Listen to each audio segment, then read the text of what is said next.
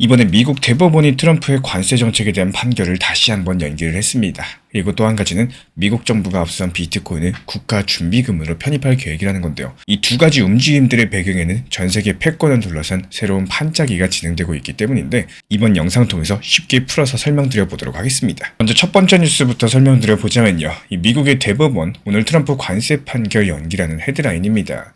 원래 한국 시간으로 1월 21일 0시, 그러니까 현지 시간으로 봤을 때 1월 20일 오전에 미국 연방대법원이 트럼프 행정부 시절에 단행됐었던 관세 조치에 대한 판결을 내릴 예정이었습니다. 근데 아무런 결정도 나오지 않았다라는 거예요. 대법원이 침묵을 지킨 거죠. 이게 왜 중요하냐? 이 트럼프 대통령 시절에 시작된 대중국 관세를 비롯해서 여러 가지 고율 관세 정책의 방향성이 달려있는 판결이었기 때문입니다. 이 한마디로 미국이 계속 관세 무기를 쥘 수 있느냐 없느냐, 여기에 대한 중대한 문제 상황이었어요. 이 사실 트럼프 대통령은 재임 당시에 관세의 왕이라고 불릴 만큼 관세를 전략적으로 활용했습니다.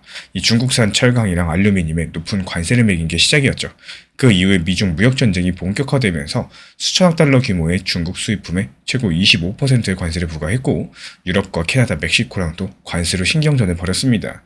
이 관세 정책의 목표가 미국의 유리한 무역 환경을 만들겠다는 건데 실제로 효과를 놓고는 논쟁이 많았었습니다. 일단 미국의 소비자 물가를 끌어올린 게 사실이었죠. 저렴하던 중국산 제품에 세금이 붙으니까 미국의 물건값이 오르는 건 당연했었고, 그리고 중국도 보복 관세를 매겨가지고 미국 농산물 수출이 타격을 입기도 했었습니다. 그럼에도 불구하고 트럼프 대통령은 관세 압박을 이어갔고요. 2020년 임기 말까지 관세를 유지했습니다. 여기서 흥미로운 점은 그 이유인데요. 이 바이든 행정부가 들어서면 다들 관세를 풀 거라고 예상을 했었지만 의외로 대부분 유지를 했어요. 왜냐하면 미국 내부 생산자들이 관세 보호막에 익숙해졌고요. 그리고 중국을 지렛대로 활용한다는 정치적인 계산도 있었기 때문입니다. 그러다가 작년에 정권이 다시 트럼프로 교체가 되면서 상황은 다시 한번 급반전을 합니다. 이 트럼프 대통령은 복귀하자마자 아예 관세를 대폭 확대하는 이런 행정명령을 내놓았고요. 중국뿐만 아니라 전 세계 대부분의 국가 수입품에는 최소 10% 이상의 일률 관세를 매겼고요. 이 특정 나라에는 최대 25에서 30%까지 부과하는 강수를 둔 거죠. 2025년 한 해에 발표된 관세 조치를 전부 다 합치면요. 미국의 평균 관세율이 무려 22%를 넘었다고 합니다.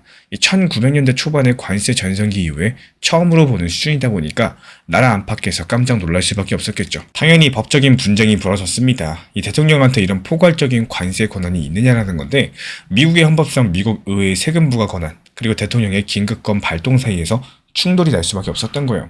그리고 하필 이런 문제가 지금 미국 대법원으로 올라온 겁니다. 이 대법원의 보수 성향 판사 대 자유주의 성향 판사 간의 의견도 팽팽했다라고 알려져 있어요. 원래 오늘쯤은 결론이 나올 수가 있었는데요. 일단 미뤄진 상황이고 그래서 시장 투자자들은 애가 타는 거죠. 왜냐하면 결과에 따라 가지고 경제가 출렁일 수도 있기 때문에 만약에 미국의 대법원이 트럼프 관세는 위헌이다라고 판결을 해서 관세를 전부 다 없애버린다라고 상상을 해볼게요. 그러면 어떻게 될까요? 지금 당장은 수입 물가가 떨어지면서 미국의 물가 상승 압력이 전부 다 낮아질 겁니다. 지금 미국 물가가 간신히 연 2%대까지 내려왔는데 여기서 추가로 관세 효과가 1에서 2%포인트 빠진다. 그럼 정말로 물가 잡기가 완벽해지죠. 그럼 연준도 안도의 한숨을 쉴 수가 있을 겁니다. 물가 걱정 없이 금리도 낼 수 있고 경제 연착륙 확률이 높아질 테니까요. 그리고 미국 기업 중에서는 관세 때문에 손해보던 수입업체들, 예를 들어가지고 월마트 같은 소매 유통사나 자동차 부품 수입업체들 환영할 수밖에 없을 거예요. 주가도 올라가겠죠.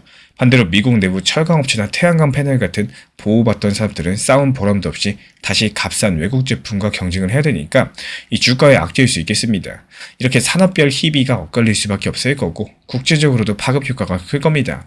이게 중국 입장에서 봤을 때 미국이 관세를 풀면 수출을 늘릴 기회니까 좋아하겠죠.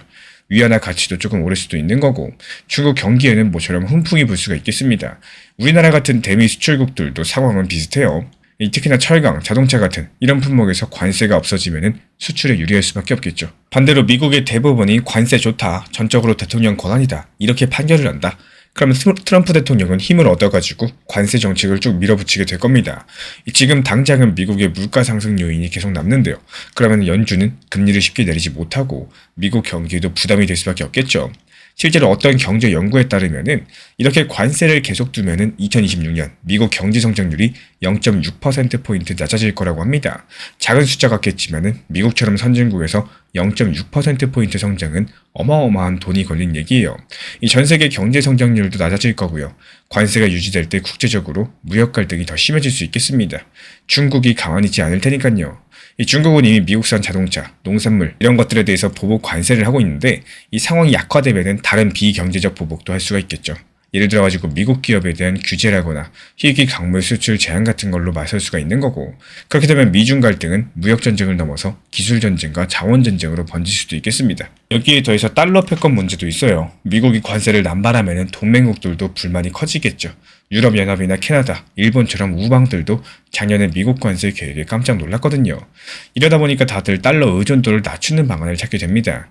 이미 중국과 러시아, 중동 국가들은 미국 금융제재랑 관세에 대비해서 자국 통화 결제방을 만들고 심지어 금을 사들이고 있는 상황인데, 실제로 작년 당시 전 세계 중앙은행들이 사들인 금이 연간 최다 기록을 세웠습니다. 미국의 달러만 믿기에는 위험하다라고 판단을 한 거죠. 그리고 여기서 재미있는 연결이 나옵니다. 미국의 재무장관이 압수한 비트코인에 대해서 디지털 자산 준비금에 편입한다라는 소식이 연결되는데요. 이 미국이 비트코인을 전략 비축 자산으로 인정하기 시작한 맥락에서는 제가 보기에는 이런 달러 패권 흔들림에 대한 대비도 깔려 있다라고 봐요. 무슨 말이냐? 관세 전쟁, 무역 전쟁이 심해지고 달러에 대한 도전이 거세진다. 미국도 새로운 무기를 필요로 할 겁니다. 바로 디지털 자산의 주도권이 그 중에 하나인 거고, 이 작년 당시 트럼프 대통령이 전격적으로 전략 비트코인 비축을 만들겠다고 행정명령을 내린 거는 많은 분들께서 허를 찔렸었죠. 미국 정부가 비트코인을 사들이겠다는 건 아니었고요. 다만 범죄나 해킹 등으로 압수된 비트코인을 예전처럼 경매로 팔아버리지 않고 정부 금고에 그대로 쌓아두겠다라고 선언을 한 겁니다. 그리고 실제로 그렇게 했습니다. 현재 미국 정부가 보유 중인 비트코인 20만 개 가까이 된다고 해요. 2016년 이 비트파이넥스 해킹 사건 범인 잡음에서 압수한 9만 4천 개의 비트코인도 아직까지 정부가 들고 있고요. 그 외에 마약 단속국이나 연방수사국이 몰수한 수많은 코인들이 현재 정부 손에 있습니다. 그동안은 이런 걸 전부 다 팔아가지고 현금으로 환수를 했었는데, 이제는 팔지 마라, 그냥 쟁여놔라, 이렇게 하는 거예요. 심지어 미국 재무부에 디지털 자산 스톡 파일 계정을 만들고 거기에 관리하도록 했습니다. 왜 그랬을까요? 표면적인 이유는 21세기에 걸맞게 전략 자산 포트폴리오에 디지털 금이라고 할 수 있는 비트코인도 포함하겠다는 겁니다. 실제로 미국은 전략 비축 자산으로서 석유나 옥수수, 희토류, 물론 금 같은 것들을 국가적으로 보유해왔습니다. 비상 상황에 쓰려고요. 이런 리스트에 비트코인을 추가한 거고, 하지만 저는 여기에 미국의 속내가 더 있다라고 봐요. 일단 시장에 충격을 덜 주고자 하는 의도입니다. 2024년까지 미국 정부는 압수한 코인을 경매로 팔았었는데 이게 현재 시장에서 공급 폭탄이었어요. 특히나 2023년 초 실크로드 해킹범한테서 압수한 5만 개의 비트코인을 한 번에 매각해서 가격이 뚝 떨어진 적도 있었죠. 그러니까 앞으로 안 팔 거야, 이런 선언만으로도 현재 시장에서는 일종의 호재가 되는 겁니다. 이 정부발 매도 물량이 사라지는 거니까요. 이것도 한 가지는 혹시나 모를 미래 대비입니다. 이 중앙은행들이 금을 사들이는 것처럼 미국도 비트코인을 모아두는 게 혹시나 나중에 디지털 시대에 통할지 누가 알겠냐는 거죠. 만에 하나 비트코인이 정말로 디지털 금이 된다. 미리 쟁여둔 나라랑 아닌 나라의 격차가 벌어질 테니까요. 이 중국이나 러시아 등이 비트코인에 눈독 들인다는 소문도 있으니까요. 미국 입장에서는 선제적으로 확보해두자라는 판단일 수 있겠습니다. 물론 공식적인 입장으로 봤을 때 우리가 세금으로 비트코인 사모으진 않을 것이다라고 딱 잘라 말했습니다. 이 재무장관 스콧 베센트도 최근에 추가 매입은 없을 거고 압수 자산만 축적할 것이다라고 했어요. 대신에 흥미로운 대목들은 이 다른 예산을 들이지 않고도 더 많은 비트코인을 확보할 수 있는 방안에 미국 상무부랑 모색하고 있다라고 한 겁니다. 세금 하나 안 들이고 비트코인을 어떻게 더 모을까요? 떠오르는 게 하나 있습니다. 이 규제 집행을 강화해가지고 불법 암호화폐를 많이 압수하면 되는 겁니다. 실제로 작년에 미국 법무부가 랜섬웨어 해커 조직 자금을 추적해가지고 비트코인을 대량 몰수하고 이러는 일이 많았었거든요. 즉 범죄와의 전쟁을 통해서 비트코인을 걷어들이는 시나리오인데 음모론 같겠지만 충분히 가능한 얘기입니다. 그리고 이쯤 되면 우리 구독자분들도 느끼셨겠지만요. 이건 더 이상 단순한 암호화폐 시장 뉴스가 아닙니다. 이 국가 간의 힘겨루기의 연장선상인 거고, 미국이 관세로 상대국을 압박하던 시대에서 이제는 디지털 자산으로 이 주도권을 잡아가고자 하는 시대로서 넘어가고 있는 그림이라는 거. 겉으로 봤을 때 관세 몇 퍼센트 싸우는 얘기겠지만 그 배후에는 누가 미래 금융지수를 주도할 것인가, 여기에 대한 패권 경쟁이 깔려 있다는 뜻이죠. 이렇게 큰 줄기를 잡고 XRP 이야기를 안 드릴 수가 없습니다. 왜 XRP냐고요? 리플의 XRP는 애초부터 국제금융 인프라의 브릿지 통화를 표방해왔었죠. 비전이 원대했습니다. 전 세계 돈 흐름을 원활하게 하는 윤활유가 되겠다는 건데, 한때 이거를 국제 송금용 암호화폐 정도로만 알아서 서민들 송금 수수료 줄여주는 착한 코인인가 보다, 이렇게 생각을 했었는데 사실은 그 이상입니다. 이 중앙은행이랑 상업은행, 기업들과 개인이 모두 참여하는 거대한 글로벌 네트워크를 꿈꿨던 거고, 그런 XRP가 지난 몇 년간은 여러모로 힘을 못 썼습니다. 이 미국의 SEC 소송에 휘말려가지고 가지고 증권이네 아니네 시비가 붙어 있었다라는 거. 다행히 작년에 그 분쟁이 일단락되면서 XRP는 미국에서도 합법적으로 거래 가능한 토큰 지위를 회복했고요. 마침내 족쇄가 풀린 겁니다. 그리고 그러는 동안 세상은 또 변했어요. 이 코로나 이후에 디지털 화폐 논의가 뜨거워졌습니다. 중국은 일찌감치 디지털 위안을 내놨고요. 유로존도 디지털 유로를 준비 중입니다. 미국이 아직까지 공식 CBDC는 없지만 달러 기반의 스테이블 코인들이 그 역할을 부분적으로 해내고 있죠. 그리고 이런 와중에 국제 송금 메시지 표준도 ISO 2002로 전부 다 갈아엎었습니다. 옛날 같은 경우 은행끼리 송금 메모 보냈는데 글자 수 제한도 있고 그랬었는데요. 이제는 ISO 2002 표준은 부가 정보며 뭐며 이 데이터가 풍부하게 붙습니다. 심지어 이론적으로 봤을 때 암호화폐 지갑 주소도 메시지에 실을 수 있는 구조예요. 즉 전통 금융망과 블록체인망이 가까워질 수 있는 환경이 마련됐다는 거고, 리플은 이런 퍼즐을 전부 다 맞춰서 큰 그림을 그리고 있었습니다. 이 리플렛저 기술은 ISO 2002랑 호환되도록 이미 설계가 됐고요. 리플넷이라는 은행 간의 결제망을 구축해서 전 세계 군소은행, 핀테크 기업들을 연결해왔습니다. 그리고 결정타로서 미국 달러에 연동된 스테이블 코인 RLUSD를 내놨어요. 이거는 테더나 서클 같은 달러 코인이랑 뭐가 다를까요? 일단 리플 발행이라서 신뢰성을 앞세웠겠지만 이 핵심은 XRP 생태계와의 통합성입니다. 리플이 RLUSD를 이더리움에서도 발행했었지만 리플 레저 위에 발행한 버전을 적극적으로 활용하려고 하는데요. 왜냐하면 그래야지만 XRP 토큰과 원활히 호환이 되니까요. 쉽게 말씀드려서 RLUSD라는 디지털 달러 현금과 XRP라는 유동성 토큰을 한 몸처럼 굴리려는 전략입니다. 실제로 리플 사장이 올해 우리는 가격 펌핑보다는 인프라 구축에 집중한다 이러면서 커스터디 그리고 결제랑 스테이블 코인을 3대 중점 사업으로 언급했어요. 전부 다 알만한 키워드죠. 기관 자산을 안전하게 보관해주는 커스터디, 빠른 결제망, 그리고 자체 달러 스테이블 코인, 이 퍼즐을 전부 다 맞추면은 리플이 꿈꾸던 세계의 금융의 중간 허브 역할이 현실화됩니다. 현재 RLUSD 발행량은 빠르게 늘어서 13억 달러 규모가 넘었는데요. 리플이 투자한 엘맥스라거나 비트스탬프 같은 이런 거래소 그리고 아시아 일부 기관들이 RLUSD를 활용하기 시작을 했었고요. 만약에 미국 대법원 판결로 관세 이슈가 터져가지고 무역 갈등이 심화된다. 그러면 국제 거래에서 기존 달러 결제망 대신에 대한 결제 수단을 찾는 시도가 분명히 늘어나게 될 겁니다. 이미 러시아, 중국, 중동 등은 미국 제재를 피하려고 암호화폐나 자체 결제 시스템을 모색 중에 있고요. 바로 글로벌 돈 이동의 스위치 보드 자리입니다. 이 달러가 어디서 막히면은 그걸 피해서 다른 루트로 보내주는 스위치 말이죠. 리플이 ODA 서비스를 통해서 XRP로 국경 간에 결제를 해주는 게 전부 다 그림인 거고, 이 관세든 제재든 장벽이 생기면은 시장은 틈을 찾아요. 물은 낮은 곳으로 흐르는 것처럼 자본은 길만 열리면은 흐르게 마련입니다. XRP가 그 길을 내주는 배관공사랑 똑같다라는 거고, 이 지금은 규모가 작지만요. 어떤 계기로서 디지털 자산 결제망이 각광받게 된다. XRP는 상당히 유용한 중립 브릿지 통화가 될 수가 있겠습니다. 물론 이런 것들이 어디까지나 가능성이고 또 전통 금융과 암호화폐 세계가 연결되는 데는 현실적인 장애도 많아요. 은행 규제라거나 각 국가의 법률이라거나 기술적인 안전성 문제까지도 쉽게 해결 안 되는 것들이 있겠죠. 하지만 적어도 예전처럼 비트코인은 무가치하다느니 암호화폐는 전부 다 사기라느니 이런 냉소적인 분위기는 많이 거쳐져 버렸습니다.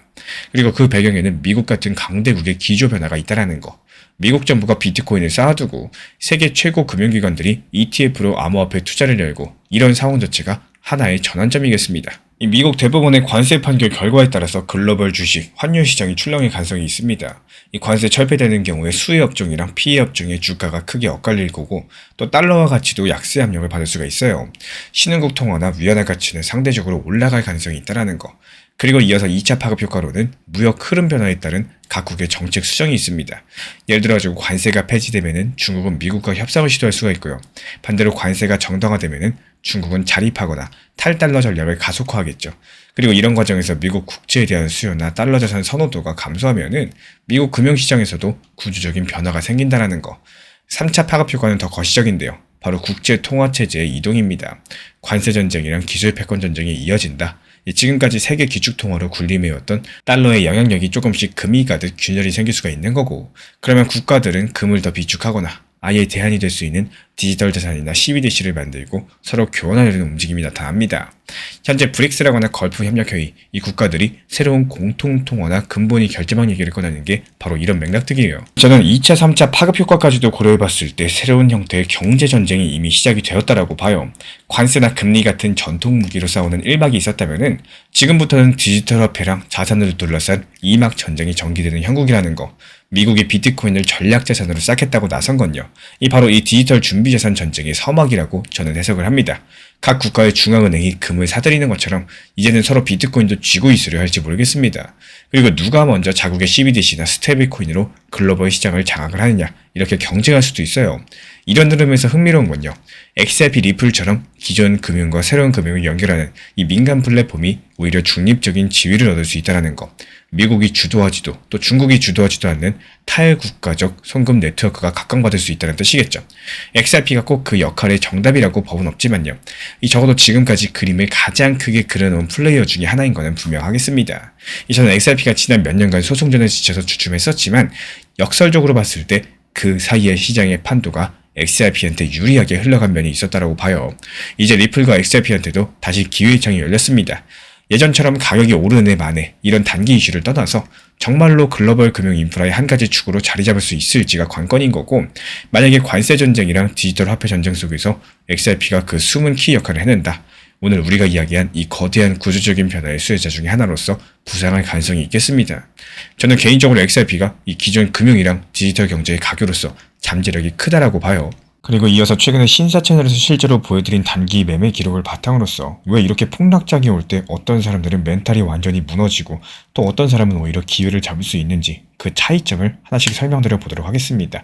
이 결론부터 말씀드리자면 정말 간단한 원리인데요. 폭락장에서 기회를 잡는 사람은 폭락하기 전에 이미 현금을 만들어 둔 사람들입니다. 이 당연한 말이 왜 실제 매매에서 이렇게 어려운 걸까요? 흔히 이렇게들 많이 말씀하시죠. 싸지면 사야지, 빠지면 죽는다, 기회가 오면 들어갈 거다. 근데 현실은 정반대입니다. 빠지기 시작하면 무섭고 불안하고 더 빠질 것 같고 지금 사는 게 맞나 의심이 들면서 손이 움직이지 않습니다. 그 이유는 현금이 없기 때문인데요. 자신의 돈을 들여가지고 매수를 해야 될 때 이 사람은 반드시 겁을 먹게 됩니다. 하지만 이미 가지고 있던 포지션을 덜어내고 그 자리에 만든 현금은 심리적으로 쓰기가 쉬운 돈이라는 거. 그렇기 때문에 폭락장의 가장 큰 무기, 가장 큰 기회는 좋은 물린코인이 아니라요, 폭락 전에 확보한 현금입니다. 그렇기 때문에 시장에서 살아남는 원리는 정말로 단순합니다. 팔아야지 내 돈이에요. 그리고 팔아야지 시장에서 살아남습니다. 이 사람들은 기다리다가 고점 지나가면 후회하시고 폭락이 시작되면 멘탈이 무너지시고 상승장에서만 매도 버튼을 생각하십니다. 하지만 실전 매매의 기본은 정반대라는 거. 이 단기 고점이 보이면 미리 걸어두고 체결되면 그걸로 현금 비중을 확보하는 것이 가장 큰 원칙입니다. 왜냐하면 고점에서 파는 것은 예측이 아니라 확률이 가장 높은 지점에서 리스크를 줄이는 결정이기 때문인데요. 더 갈 수도 있지만 지금은 떨어질 위험이 더 크다. 이런 판단이 드는 그 순간 그때 매도를 거시는 겁니다. 이번에 제가 텔레그램 단타 정보방에서 보여드린 게 바로 이겁니다. 이 특정 종목을 눌릴 때마다 매수하고 또 저항해서 매도하고 다시 눌릴 때 또 매수하고 이런 흐름을 여러 번 반복을 했습니다. 그리고 마지막 구간에서 딱 저항의 최고점 부근에서 전량 매도에 성공을 했고요. 그 직후 시장은 그대로 폭락을 했습니다. 이거는 예측이 아니라 원칙을 지킨 결과였다라는 거. 이제는 하락해서 무섭다가 아니라 떨어지면 매수 타점이 열린다, 이렇게 바라볼 수가 있는 겁니다. 이게 바로 실전 투자인 거고요. 이 타점 매매라는 게 말로만 들으면 쉬워 보이겠지만 실제로 따라가려면 타점과 투자 심리, 속도, 거리량 해석, 이 모든 것들이 하나의 흐름으로 연결이 됩니다.